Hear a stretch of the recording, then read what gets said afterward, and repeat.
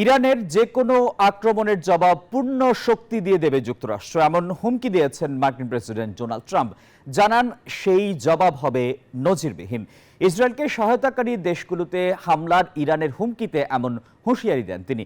তবে ইরানে হামলায় সংশ্লিষ্ট সবার উপরই পাল্টা আঘাত করা হবে বলে সতর্ক করেছে তেহরান। যুক্তরাষ্ট্র অস্বীকার করলেও ইরানের দৃঢ় বিশ্বাস ইসরায়েলের হামলায় ওয়াশিংটনের সায় আছে। মধ্যপ্রাচ্য জুড়ে যুক্তরাষ্ট্রের লক্ষ্য বস্তুতে ইরান হামলা চালাতে পারে বলেও আশঙ্কা করা হচ্ছে। লক্ষ্যবস্তুর তালিকায় ইরাকে থাকা মার্কিন বিশেষ বাহিনীর ঘাঁটি, উপসাগরীয় অঞ্চলের সামরিক ঘাঁটি ও বিভিন্ন কূটনৈতিক মিশন রয়েছে। এতেই হুঁশিয়ারি উচ্চারণ করলেন মার্কিন প্রেসিডেন্ট।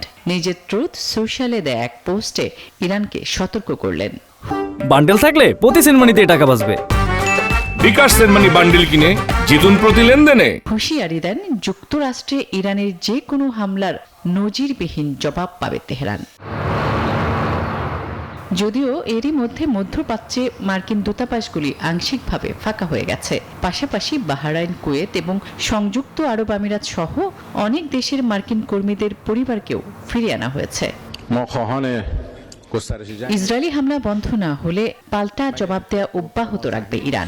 আঘাত আসবে ইরানে হামলায় ইন্ধন দেয়া সবার উপরই, এমন বার্তা দিয়েছেন ইরানের পররাষ্ট্রমন্ত্রী আব্বাস আরাকচি। শুক্রবার ইসরায়েলি হামলা শুরুর পর তেহরানের এমন মন্তব্য করেন আরাকচি। আসমাতুলি, নিউজ 24।